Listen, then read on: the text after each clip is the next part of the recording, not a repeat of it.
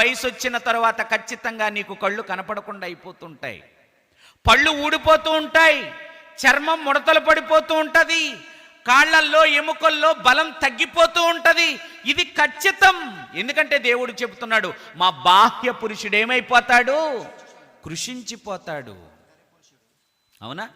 మొన్నవారం కూడా నాన్నగారు లైవ్లో చూపించారు కదా, ఆవిడ హీరోయిన్గా ఉన్నప్పుడు ఎలా ఉన్నారు? చాలా అందంగా ఉన్నారు. మరి ముసలవదా?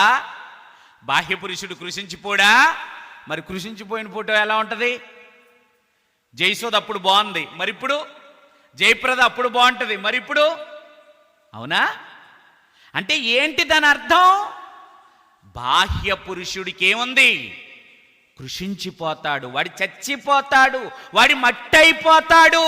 కానీ నీ లోపల ఒకడిని పెట్టాడు దేవుడు. అదేంటది? ఈ బాహ్య పురుషుణ్ణి నడిపించే అత్యంత శక్తివంతమైన ఆత్మ.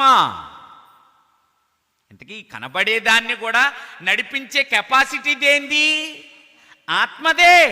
ఆ ఆత్మ ఉంటేనే నేను మాట్లాడుతుంటాను, ఆ ఆత్మ ఉంటేనే నేను పని చేస్తూ ఉంటాను, ఆ ఆత్మ ఉంటేనే నా శరీరములో ప్రతీదీ కూడా ఏమవుతుంది? కదులుతుంది. మరి ఆత్మ లేకపోతే? అంటే ఇంతకీ ఆత్మకు నాశనం లేదా? మరి దాన్ని మీరు ఏం పట్టించుకుంటున్నారు? దాన్ని మీరు ఎలా పెంచుతున్నారు? దాన్ని మీరు ఎలా అభివృద్ధి చేయగలుగుతున్నారు? ఆ పరిస్థితిలో లేరు అనే దేవుడు బాధపడుతున్నాడు.